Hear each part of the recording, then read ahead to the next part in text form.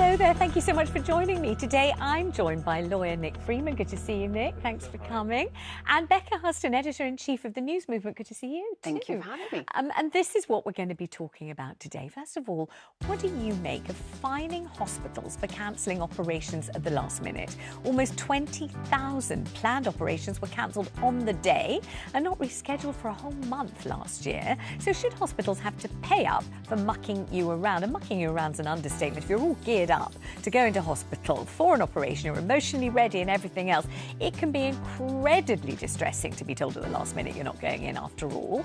And then, would you complain if you could overhear your neighbours having sex? Britons have said it's the most annoying sound that noisy neighbours can make. They don't say whether they're just feeling terribly jealous and left out or not, or why they're so annoyed. But have you ever confronted your neighbours during nookie? And if so, what was their reaction? Maybe you've been told to keep it down yourself on occasions. After that, should the retirement age be raised to 70? That's what they're planning to do in Denmark. Maybe you'd be absolutely furious if you had to wait that long to claim your state pension. Or do you think retirement is just simply hell? You sit there in the waiting room waiting to die. How long can you spend on your prize marrows? Not long enough. And finally, is it a good idea, do you think, to stay together for the sake of the children? Almost half of teenagers don't live with both their parents, according to a new study. And the organisation behind it says that family breakdowns have reached epidemic proportions. They should be seen, they say, as a national scandal. On the other hand, it could be your parents stayed together for your sake, and it was agonising watching them live unhappily ever after. Maybe you think staying together for the sake of the children simply doesn't work. You can give me a call on 0207 862 2222. Calls from landlines may cost up to 16p a minute, plus any call set-up fees, and calls from mobiles may cost considerably more. To send us a message, head to Facebook, X or Instagram, search for Vanessa Feltz. You can email me on vanessa@channel5.com, and you can WhatsApp us on 07706 152 454. Well, that's the housekeeping finished. Looking forward to hearing from you. Nick and Becca, I'm so glad to have you here. Let's get straight into our first topic. And this is hospitals cancelling at the very last minute, and whether you think there ought to be some kind of penalty, Nick, that they have to pay for doing it. I think they should. I don't think they can afford not to. It costs a lot of money to arrange an operation, all the admin charges, etc., to get there.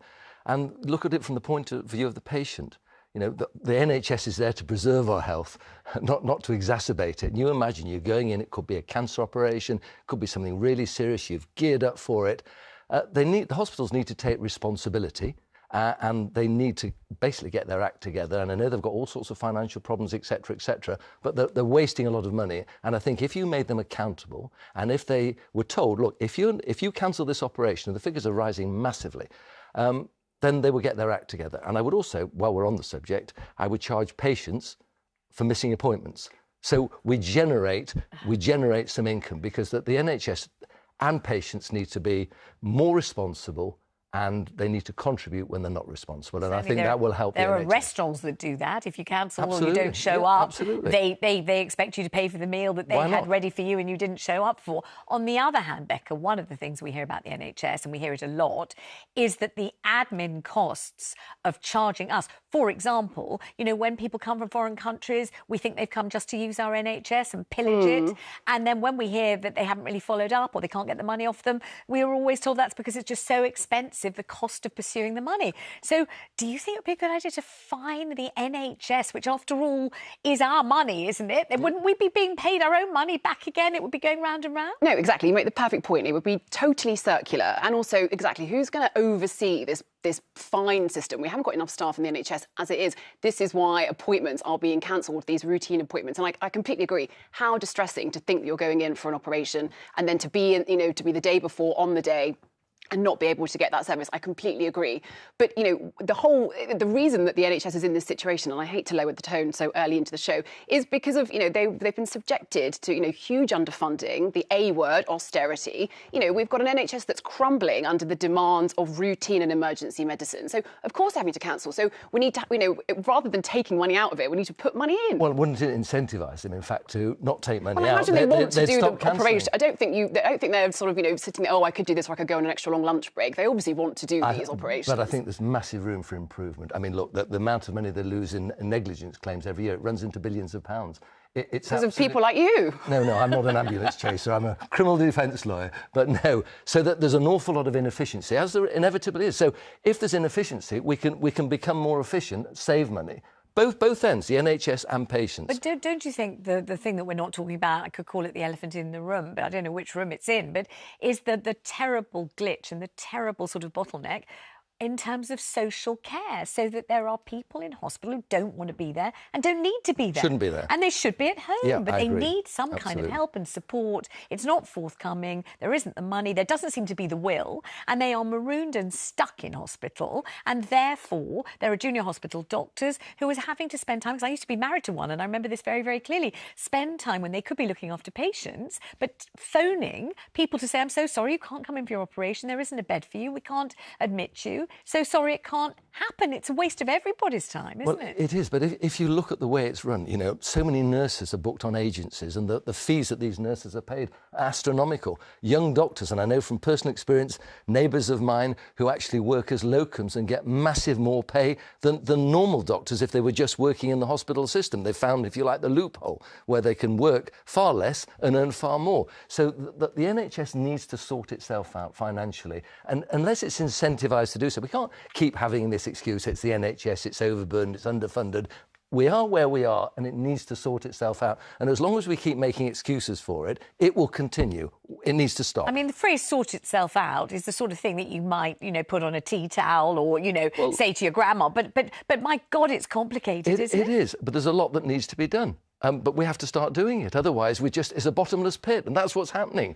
Well, billions and billions of pounds. Maybe that is what it is. I mean, an older population living longer, you could say, couldn't you, Becca, that it's the victim of its own success? Yeah, absolutely, exactly. It creates, it's giving us all these far longer lives. We're going to talk about, retirement age and pension ages a bit later on. They've given us, they keep us alive, they keep us going. You live and die in the NHS is the phrase. And I think you're making a very articulate point to give it more investment. Let's pay nurses, resident doctors, junior doctors more money, so we're not having to rely on agency staff, so people don't leave the system and go and work in the private sector. Let's invest so that they can do emergency medicine, routine medicine, and take care of social care. It is a bottomless pit. I mean, it's important to kind of understand why we're talking about this. Why are we asking about whether the NHS should be fined and pay a penalty for letting people down at the very last minute when they're all geared up and ready to have an operation? So let's take your calls on this 0207 862 2222, because I'd love to know if that's happened to you and how you felt on the day and how all the arrangements you put into place crumbled as you were told, actually, you're not coming in today. Describe how it felt to you. And if you're a doctor or a nurse who has to get on the phones and tell people, sorry, you thought you were coming in, you're not coming in. And maybe you want to tell me how actually physically unwell you are and how you really desperately need the operation. It's not just a kind of convenience thing. Your life is horrible at the moment without the operation. So this is a really serious conversation. Let's talk to Henna Karim Sayer, who's in Lincolnshire and who knows exactly how this feels. Henna, thank you so much for joining us today. Hiya, thank you for having me. It's a pleasure. Tell me if you don't mind, what the operation was supposed to be. So I was having a laparoscopy to hopefully diagnose endometriosis, which is a really long process anyway to get to the point of actually getting the operation appointment. I'd waited years for it. And on the day, you get this call saying, presumably charmingly and apologetically, so sorry you can't come in today. Did they give you another date, an alternative date? Yeah, so I got a call about 3 hours before I was due to be in the hospital saying that there'd been a mix-up in the diary, so my operation wouldn't actually be going ahead that day, and they were able to reschedule it for the following week. Yeah. But I wasn't met with much kind of empathy. It was very much kind of, there's a mix-up in the diaries, it's not happening, this is your new date, which to me was quite a blow. I'm not surprised. So explain how you felt, just so people can imagine. You think you're having this operation. You've literally waited years for it. And endometriosis, which we've discussed already on this programme several times, you can sometimes wait as long as 8 years for a diagnosis. And it's incredibly painful. I mean, it's debilitatingly painful, isn't it? So hearing you're not having the operation, how did you feel? Yeah, I was far more emotional than I expected to be. It was really tough because I'd kind of been anticipating and anxious about this operation for so long. I was obviously incredibly nervous, and then it was just kind of gone within seconds. And then it was a whole nother week of being anxious about it, which a week isn't a long time in the grand scheme of things. But when you're actively worrying about something, a week felt like a lifetime. I bet it did. And I'm also a secondary school teacher. So I had made like arrangements with work. Obviously, it's really difficult to get time off during term time. I'd already done all those arrangements, childcare, and that just all went out the window. And I'm wanting to hear that you've had the operation now, and also I want to hear that you're feeling a bit better, are you? Yeah, so I had the operation the following week. It wasn't quite how I wanted it to go, but it's sorted now, sort of thing. Well, thank you so much for sharing that with us. I mean, Nick, when you heard that it was a diary mix-up. Well, I don't say case proved, but when I'm talking about inefficiencies, this is the sort of thing. It's just inexcusable. It's not complex. It's not they're overburdened. It's just inexcusable. Yeah, and it's not like forgetting to pick up your dry cleaning or No, take back just, a library book, is happen. it? And it's counterproductive because obviously, fortunately, this lady had an operation within 7 days. Yes. But there's about 50% of people, I think, who maybe slightly less than that, who don't have the operation within 28 days. Yes, and that figure's rising massively. And this is 20,000 so operations cancelled on the day. Yeah, it's huge. It's huge. Let's go to Veronica on the line in Cornwall. Hi, Veronica. What's your take on this one? Do you think we should fine hospitals for doing this? No, I definitely don't. I think it's ludicrous and disgusting. Really? The thing is, they're struggling already as it is. We don't know how lucky we are to have our National Health Service. We're getting more like America every single day.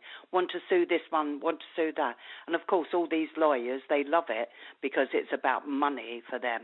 The thing is, at the end of the day, you know, I've had a friend where, at the last minute they've waited for an operation. That's just one of those things. We're talking about the odd person here when there's millions of people being seen to. Well, hang on, Veronica, because we know how many people we're talking about. It's not the odd person. It's 20,000 people. It's an awful lot compare that to the amount of people in this country. Compare that to the amount of people in this country. And the thing is, at the end of the day, they're doing their best. I've been in hospital since Christmas, back and forwards, and I've seen how they're struggling and the best they're doing.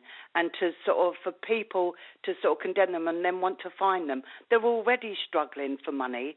You know what I mean? They're doing their best. I'm glad you've had that experience, Veronica. Thank you very much for saying it. Nick, is it because all you're interested in is money because you're a lawyer? Is she fair to you? No, I don't take it personally. It's not my area of law. I have nothing to do with it. My interest is to get the NHS providing fantastic value for people who need it. And all I'm saying is, when I say it needs to get itself sorted, if it's making diary fixtures that are wrong, it's not complicated. 20,000 people is a lot of people. It's not just the people in this country. It's the people who are ill in this country, which is obviously not the total population. Exactly. And it's the people who are in the country who need operations. So the figure is reduced. And what I'd like to know is what Veronica proposes to do about it. Do we just leave it and carry on throwing money? She says they're doing their best, and that's the best they can do. Let's talk to Nigel. Nigel's in Warwickshire. Nigel, what's your view? I used to work in theatres in a hospital, and our main aim is to make sure that patients are 100% safe.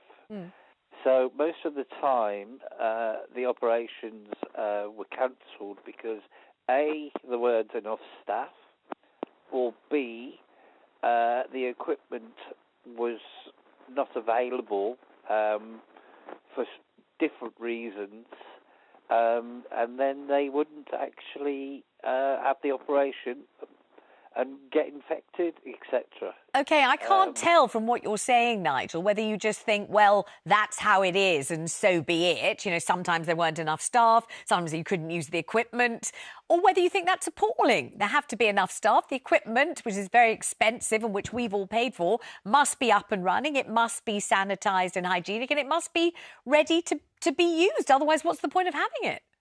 That's correct, but sometimes because it's moved from one area into theatre, it can get damaged and unsterile. So if that happens, the amount of checks that we had to do with the equipment to make sure that it was still sterile and there was no damage to packaging, etc., was done, and there's like 3 or 4 checks. But how often, seriously, Nigel, you did this for a living, how often could equipment either be damaged in transit between one operating theatre and another or mysteriously become unsterile? I'm not saying it should be used if it's not safe, but how frequently could that kind of damage possibly occur, really? Quite often. Why? Yeah. Why? Why was it damaged? What kind of equipment? All sorts. Everything that you use. I was mainly in orthopaedics. Right. And with orthopaedics, you have very large trays. So people, put them onto trolleys and they might get damaged on those or whatever. Nigel, thank you for that. I mean, this is Nigel's job. Is it Well, it just sounds like a lack of care, doesn't it? I mean, the equipment needs to be nurtured and looked after and fit for purpose. And again, it proves the point, doesn't it? There's just a lot of waste, a lot of lack of care. I think it proves the opposite point, that we need more investment in infrastructure, don't we? If there's flimsy or kind of equipment that's so delicate that it's damaged in transport, that feels like a problem. Are there enough people? Do they have enough time? And Nigel made the great point that doctors want to get on and do a good job, and if we reduce the amount of money they've got, it doesn't. That's not going to. That's going to come out of our ability to deliver medical services. I suppose the question that I'd like to ask, and I don't know if anyone could answer it, is, does the same thing happen in private medicine? Do bits of vital equipment get regularly spoiled and ruined or not fit for purpose between one operating theatre and another? Do we frequently find that there aren't enough staff there? I know they get paid more, I'm well aware of that, but I'm just wondering whether those sorts of things are avoidable or not. I suspect you're absolutely right, and it doesn't happen and they are avoidable. All right, let's talk to Sonia. She's in Stoke-on-Trent. She knows just how this feels because, Sonia, unfortunately, it happened to you and it looks to me like it was a big and very important operation too. It was. Good morning, you okay? Oh, yes, I hope you are now. Tell us Tell us what the operation was. Basically, I was due to have spinal surgery and we were just coming up to the theatre doors and we were told that it'd been cancelled. And I was like, why? And apparently a young child had been involved in an emergency situation and they needed to take my place. So in that reason, I think that they shouldn't be charging the hospital for reasons like that. Right. And tell me how much later you did have the operation, because I'm hoping you've had it now. 2 days later. 2 days later you had it. So as far as you're concerned, those are the hazards of medicine. You never know whether an emergency is going to have to take precedence. I think everyone understands that. And I wouldn't suggest a fine if it's an emergency, obviously not. I would suggest a fine if it's pure inefficiency, a diary date or something that's avoidable. Yeah. If it's unavoidable, like an emergency, obviously the hospital needs to do what it needs to do. It's priority. I'm hoping Sonia's feeling a great deal better now, but spinal surgery, quite a scary one, isn't it? I've had 2 spinal surgeries. Yeah, in the last 3 years, I've had 2 spinal surgeries. How are you? Thank God, good. I wonder why you're fidgeting on my sofa. I kept thinking, what's wrong with the sofa? I didn't realise it was your spine that was causing you trouble. No, it's fine. But the point is, it was like clockwork. Oh, really? And the idea of having it cancelled must be horrendous. Very because difficult the pain one. When you need it is really, it's off the charts. Absolutely. Thank you so much, Sonia, and thank you for all your calls on that one. But now I'd like your calls on this.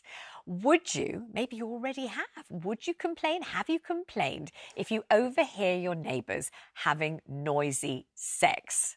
Maybe you're just too shy to do it. Maybe you just feel jealous and miserable, but you don't say a word. 0207 862 2222. That's the number. Do give us a ring on this one. In a survey of over 2,000 British people, it was booming bedroom antics that came out as the most irritating noise your neighbours can possibly make. It was even more annoying than their children screaming or playing loud music. But I wonder if you've ever confronted somebody for having noisy "How's your father?" Or maybe it happened to you. Maybe you were just in the throes of great passion and suddenly there was a knocking on the floor and knocking on the wall. You thought, oh no. So do let us know. We really want to hear from you on this one. 0207 862 2222. I'll see you after the break. And don't forget, later on we're going to be asking if you should stay together for the sake of the children. But right after this, we'll be continuing our discussion on complaining about noisy sex. I'll see you then.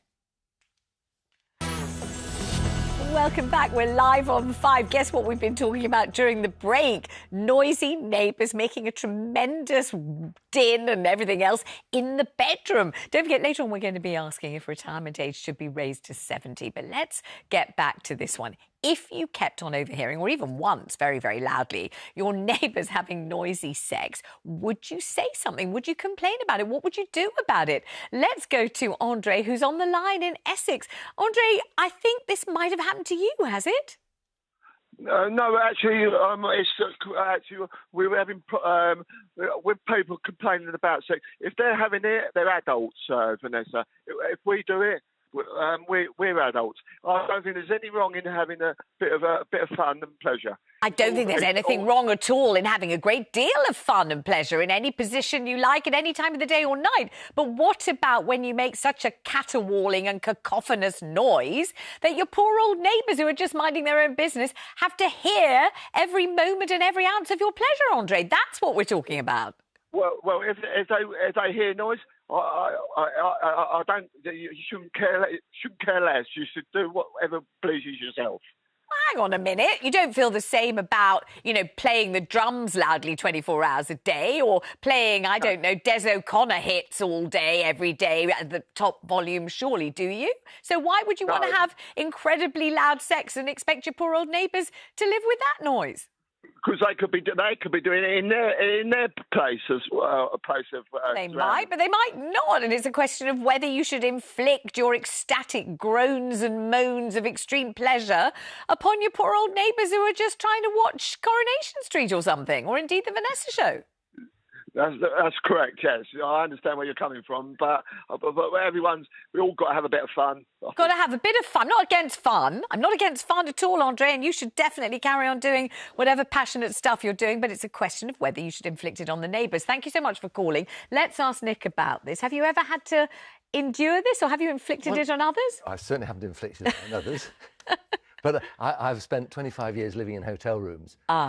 So I have. And my view is, if it's you have a bit of patience, you hope it finishes, and if it finishes within a reasonable time framework, you leave it. But if it's going to continue, then you get involved. And when you get involved, you ask them, would you mind desisting, or can you do it quietly, please? And I've done that.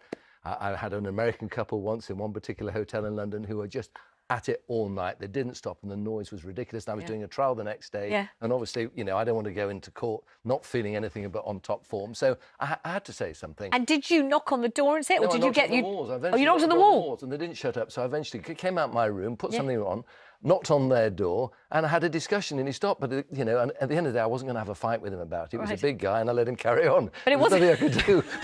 There was nothing I could do. You didn't ask him what was his secret that he was going on all night. Sounds absolutely marvellous. I didn't ask him that, Vanessa. You didn't ask him that. No. I thought you might, because you could have just dialed down to the front desk and got the concierge to deal with it. You didn't need to go yourself in your dressing gowns, not knocking on the door. I just wanted it to start. I wanted to get to sleep.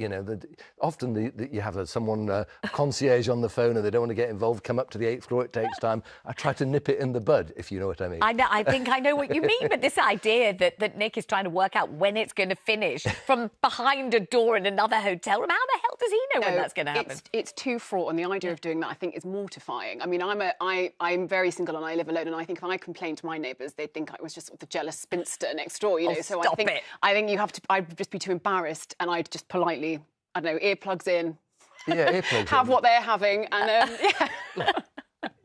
I'm impressed you did that. I mean, what Nick just said in the break, and I always say I will tell you what goes on in the break, because otherwise I don't think it's fair. Didn't tell us. No, but I just know, but it's important to know what everybody's really saying in the break. And you said, I don't know why anyone has to make a real noise anyway. They should, look, if people want to have some hanky-panky in hotel rooms, and everyone does, if they're with their partner or whoever, that's great, and it should be encouraged. But have some consideration. At 2:17 this morning, the lady in the next room to my hotel room put a hairdryer on. No way. Yeah, I'm serious. Well, that's not nice. And they were talking, the hairdryer was on, and I waited 5 minutes, and then, of course, I bang on the wall and ask them, in probably not particularly polite language, to shut up. And what did she say? No, she did shut up. She did shut up. Yeah, but then I was awake for an hour and a half, 2 hours after that, because, it disrupts your sleep, doesn't it? Yeah, and you're angry. It's not what you want at that time. Absolutely, you don't want the hairdryer. You don't want any noise. I like the way we've used all these different euphemisms for sex. I mean, we're meant to be grown-ups. What have we used? Hanky-panky, nookie, how's your father, rumpy-pumpy, I don't know. Whatever you want to call it. It's the same thing, isn't it? It's all the same thing. Vicky Marie has written in Facebook to say,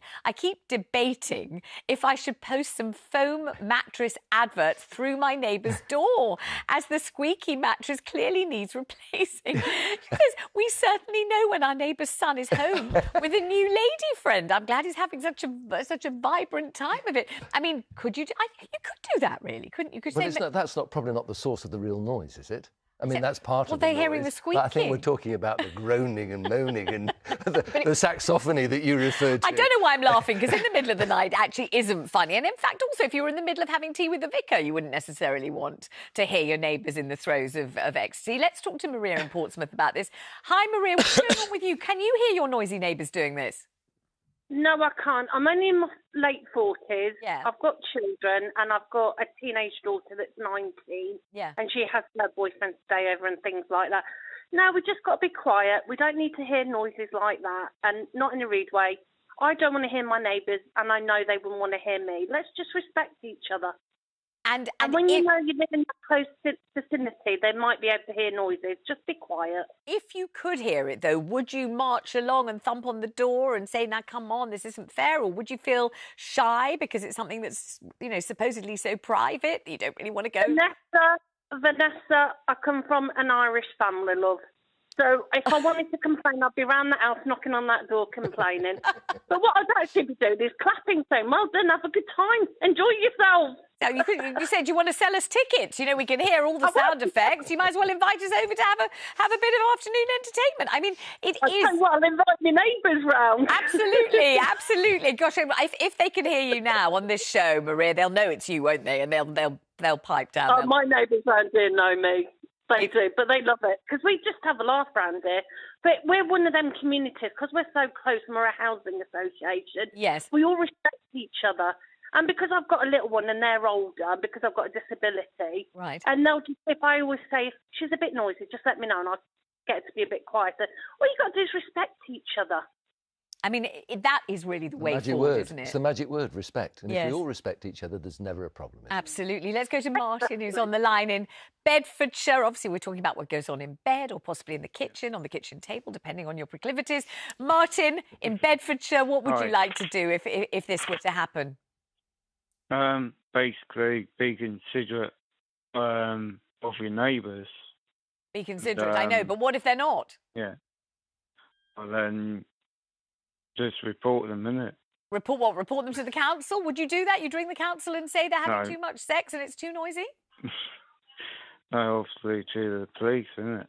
You'd speak to the police? I mean, I don't think the police have got time to do that. There is obviously noise pollution, and the council can be involved, and they can there's noise abatement orders, and they measure the decibels. It's if someone's continually causing a noise, whatever the noise is, however it's caused, music, sex, whatever. Yes. And it continues, it doesn't stop. You can deal with it formally. But of course, one of the real issues is you have to carry on living with these people the next day and the next week, and it can get really fraught and deeply unpleasant. And what people don't realise is, if you report it, you're then obligated, when you want to sell your property, if you own your property, you've got to declare it on the preliminary inquiries. Really? And of course, that devalues your property. Gosh, what do you have to put? Well, if you've had problems with neighbours, do you have a neighbour dispute, any issues with the neighbours? Oh. You have to declare it. And if you don't declare it and then there's subsequently discovered, you're going to be sued. Wow. So it's serious. So, you want to deal with your neighbour disputes as neighbour to neighbour, respectfully and kindly. That will be my advice, and it's not my area of law. But if you don't, you potentially devalue your own property. I think that when Maria said, I say to my neighbours, look, I've got a little one, might be noisy. If it's too noisy, please let me know. That's a really nice way to go about it, isn't it? Really nice way to go about it. You're taking responsibility. Correct. Everybody realises it's not your fault. You don't mean to upset them. And there's a generally sort of kind of respectful, friendly, cordial atmosphere, because if your neighbours don't like you and you don't like them, it's almost worse than falling out with your own family. It is worse because it affects your property value.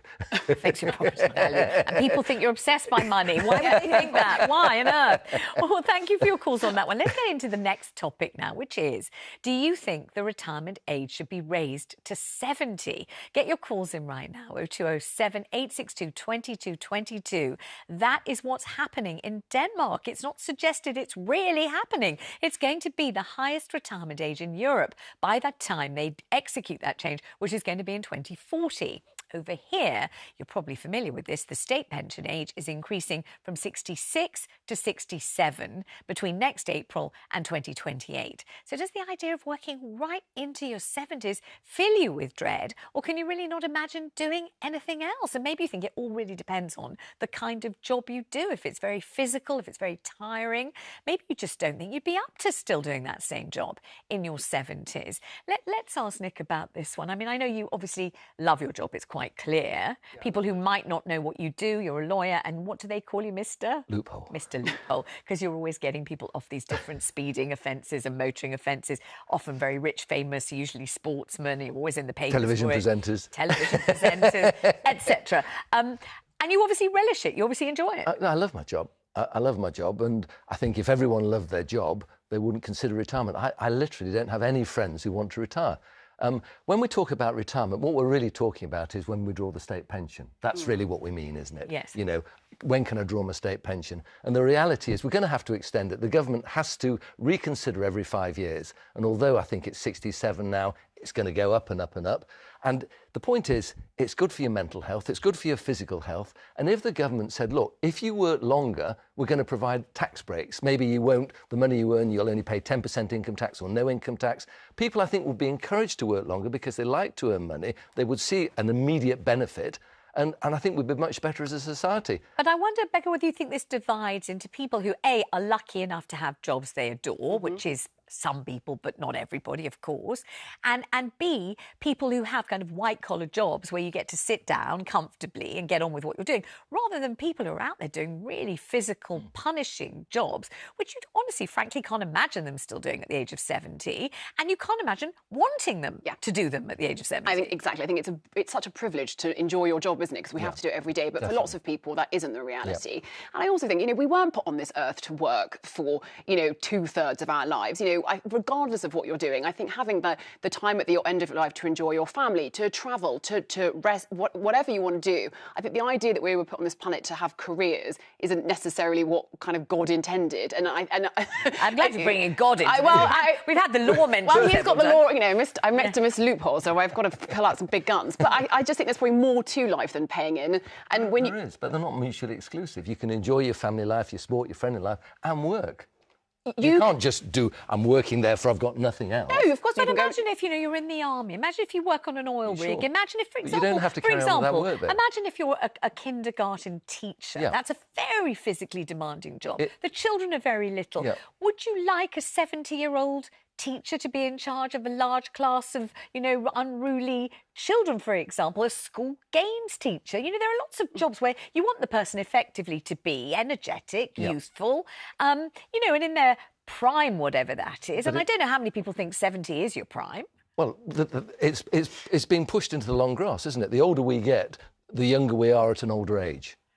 Yes, but I agree. 70. If you're doing a heavy manual job, I'm not saying you can't work. What I'm saying is maybe if you're on the roads laying tarmac or something physical, you think, okay, I'm going to stop that, but there's something else I can do and make it work with your lifestyle and incentivise people so that they will want to work because it's good physically and it's good mentally. I mean, is that what you feel the aim should be? Just incentivise people to keep on working? And how's the state going to pay for it? I mean, if you're watching this at home, I'd love to hear from you on this one. 0207 862 2222. Maybe you're still working in your 80s, in your 90s. Maybe you love it. There's nothing you'd rather do. Or maybe you think, my gosh, the job that I did, I couldn't have still done in my 70s. It would have absolutely flattened me, annihilated me. Or maybe you were dying to give up work. You couldn't wait to start claiming your pension and get on with the rest of your life, the next part of your life. How do you feel about this? It is a very personal one, definitely, but we'd love to hear from you. I'd love to hear from you. 0207 862 2222. Don't forget, because later we're going to be asking, should you stay together for the sake of the children? But after this short break, what do you think? Should the retirement age be pushed to 70 as it's about to be in Denmark? Maybe you want to go and live in Denmark right now. 0207 862 2222. I'll see you after the break. Welcome back. We're live on 5, ferociously arguing about whether the retirement age should be extended to 70. Don't forget, later on we're going to be asking, should you stay together for the sake of your children? But let's get back to this retirement story. 0207 862 2222. Jill is on the line in Blackpool. Jill, tell us about your situation, please. Lovely to hear from you. OK, I'm 65 now. I'll be 66 in November, and I'm taking my retirement this year. Yes. I feel quite ready for it after working for 48 years. What do you do? What is your job? I've worked in HR, Yeah. training, and also as a PA. And currently, I'm working for a health company, working for the practice manager, providing admin support. The reason I think that the retirement age should not go up to 70 is, one, there are a lot of younger people out there that cannot get work, and we need to give those people an opportunity to get into work. Yes. I've had health problems for 20 years, and there's times when I've really struggled with work, and I feel at 65 my health issues, they're not getting any better. They're not getting any worse, but they're not getting any better. Let's get to the good bit, Jill. What are you going to do when you retire? What are your plans? When you imagine yourself retired and you've waited so long, what do you see yourself doing? What are you going to do? Right. Well, I do actually run a kids' community choir. Oh, good fun. Which takes up quite a lot of my time. That's at the Salvation Army in Blackpool. Fabulous. I'm also involved with the Toddlers Club as well. So I do a lot of admin work for that, as well as help to run that. Right. And also I'm involved with a local brass band, Polton Brass Band. Oh, wow. I was a player, and my husband's involved as the euphonium player. So I retired myself from playing tenor horn, but I took up the role of band librarian. So those activities, I feel, they're probably going to take up quite a lot of my time. But also I want to do, I've got friends that I would like to go and see. I originally came from Leicester, so there will be some trips down to Leicester, hopefully some city breaks and some holidays. I've got to say, it sounds great, because Jill, look how busy she is. Look how entwined with the community she is. This is Jill, you are like the absolute role model for the universe about what you're meant to do when you retire. I don't know how she ever had time to work. Neither do I. Agreed. listening to that schedule. I mean, you're obviously an absolute workhorse, but this time you're going to be doing it in a voluntary capacity. Yeah, exactly. I hope you have a wonderful time, Jill. Thank you so much for that call. John's on the line in West Yorkshire. John, you pretty much had enough of working at the age of 60, so did you retire then? 62, actually. And how was it? Retirement? Yeah.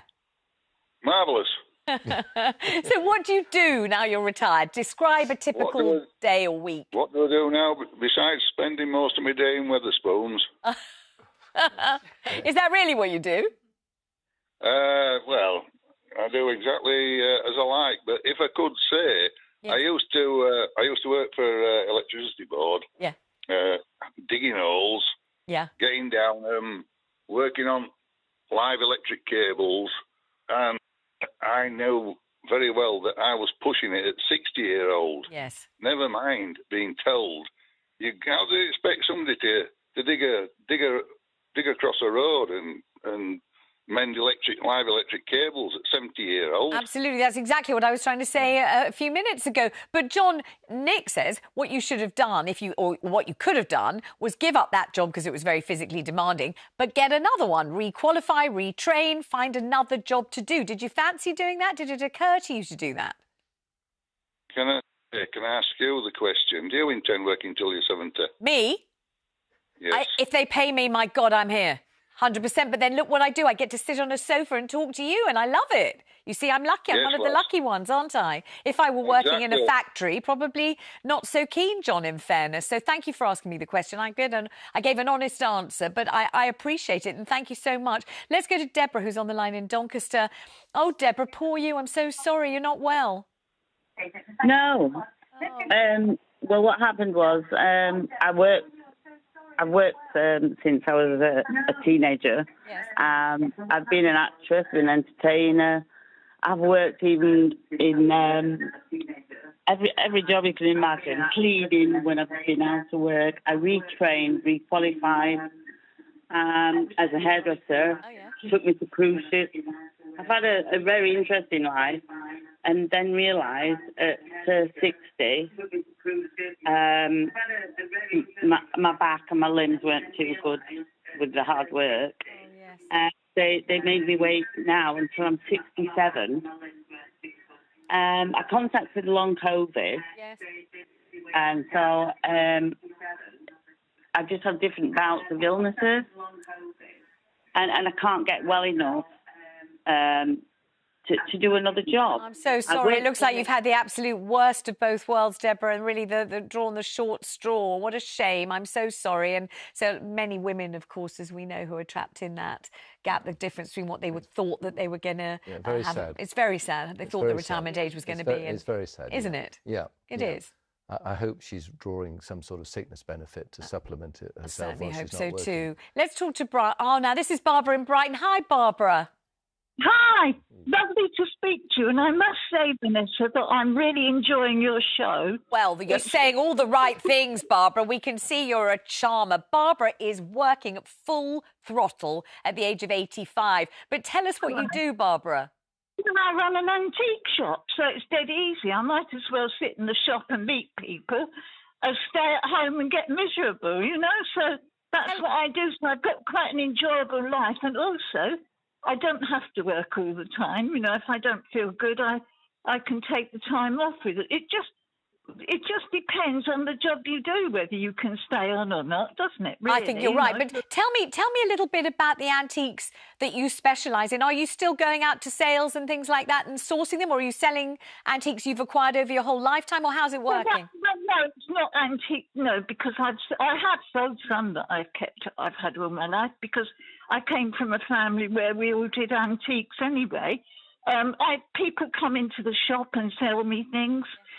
And then people die and I get those, you know, it just depends. But you have to know what you're buying, you know, or else you can lose money. What would you say is your specialisation? Which are the ones you really love the best? Well, I like Victorian stuff, really, Victorian furniture I love. And also Chinese china and, you know, that sort of thing, really. But at the moment, I've got old rocking horses, wooden, you know, I've got some very nice things. But it's mixed, really, in my shop, yes. Where are you in Brighton, if anyone wants to pop in and see you today?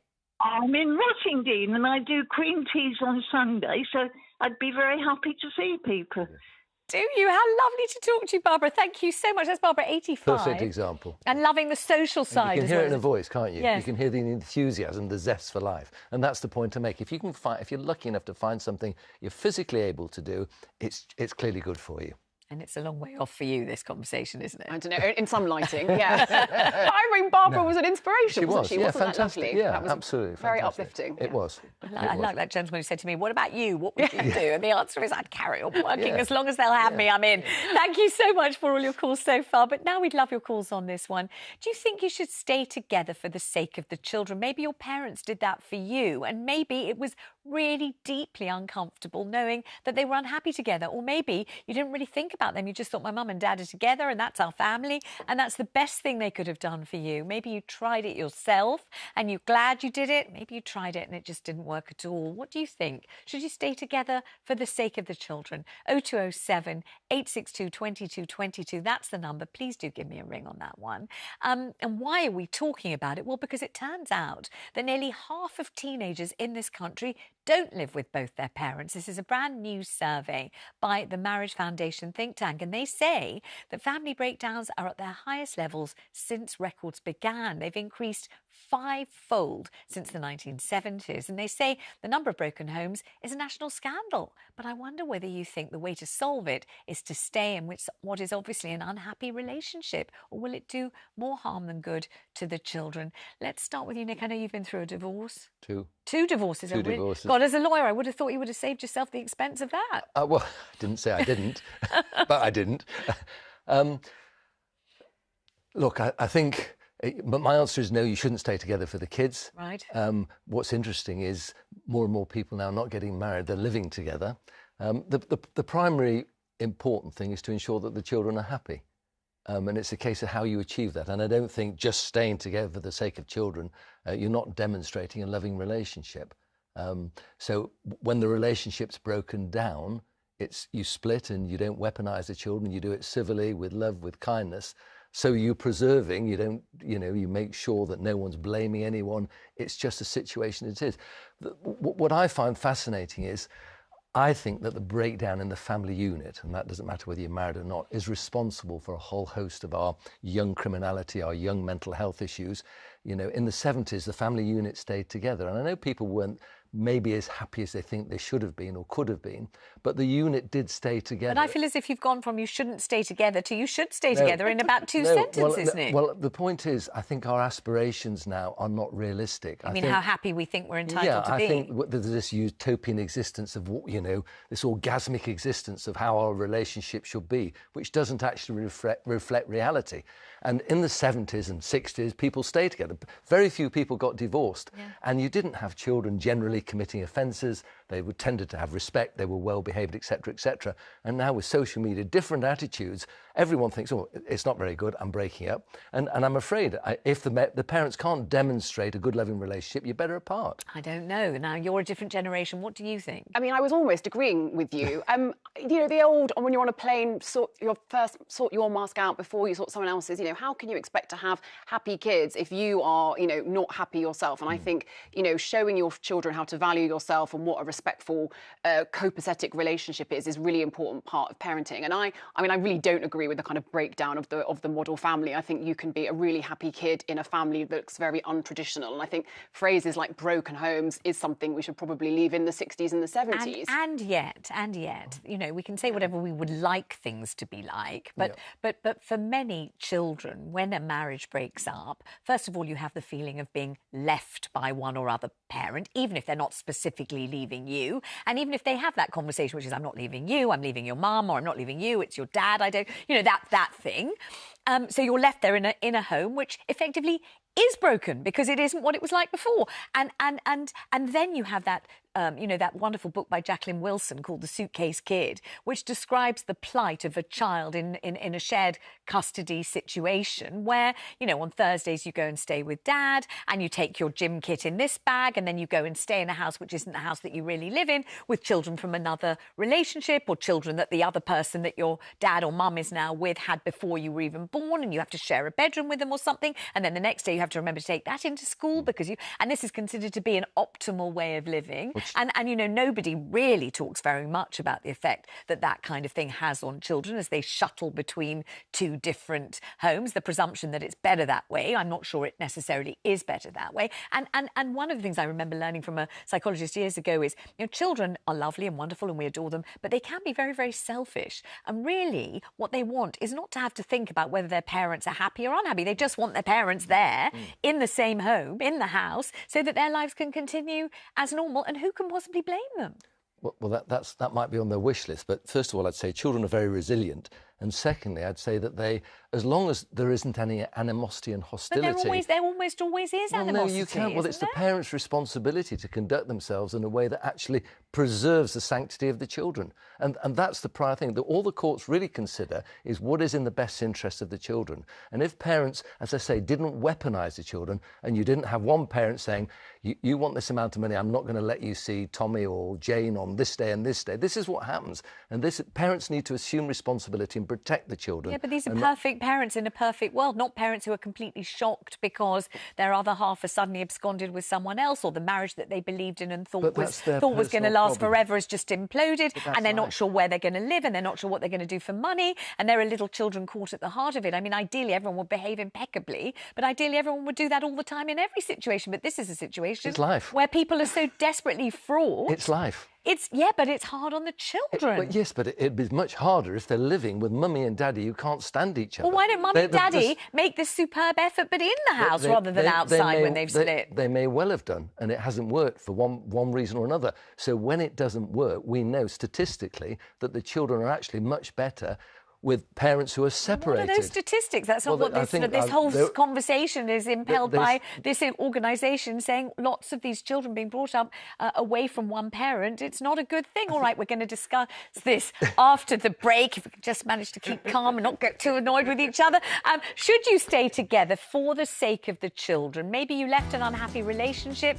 Maybe your children were heartbroken and have never forgiven you, or maybe you felt it was the best thing you could possibly have done. What did your parents do? Stick together like glue for your sake, and you maybe wish they hadn't, or maybe you've just been so relieved you've got both parents in the same house, you've got the same grandparents in the same place for your children. Maybe you're glad they did that for you. 0207 862 2222. That's the number. Look forward to talking to you straight after this break. Welcome back. We're live on 5. It's so nice to have your company today. Let's go back to our discussion on whether you think it's right to stay together for the sake of the children. 0207 862 2222. That's the number. Let's go straight to Louise, who's in Buckinghamshire. And I think, Louise, you had a jolly good go at trying to do that. Tell us what happened. Thanks so much for ringing. Hello. Hi. I'm actually on there. I can't believe I'm talking to you. It's amazing. Oh, it's so nice to talk to you. And you've been through a lot, it sounds like to me. Well, I have and I haven't. Okay. I met my husband when I was 14. Right. So I was very, very young. And we stayed together for a long, long time.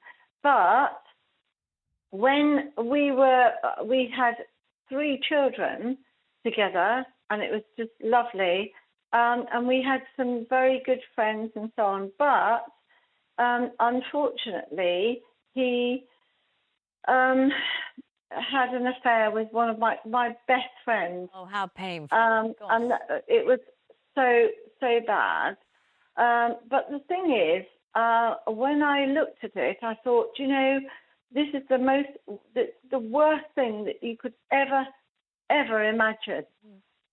But I thought, what I've got to do is stay with him because of my 3 children. Yes. Actually, they were the most important thing in the whole business of it. And I did that. I just thought I'm going to have to stay with him. And we sorted it all out because of the 3 children. And we're still together now. And we've just celebrated our 40th wedding anniversary. Congratulations. We're still together. And so, you know, but it was so painful, so awful. But I do think sometimes you have to just grip yourself and think, you know, because of the children, it's not their fault. No. It's your fault, actually, that things have gone on. And tell me something, Louise, did the children, did they know that it happened or did they not know? Were you able to keep it sort of completely smoothed over so they didn't realise, or did they realise what happened? No, they never knew. They never knew? So Louise did this incredible job, Nick. It's actually, in my mind, it's our problem, not theirs. Do they know now, so Louise, or you not? have to just, you know, that it's our problem, not theirs. And Nick just said, Louise, do they know now or have they never found out? They've never found out. Wow, that's incredible, isn't it? Amazing. So you're absolutely sure you did the right thing. Really, because they've gone on to be lovely children with their own marriages and everything else. And we've just upheld everything that we've done. But it was awful.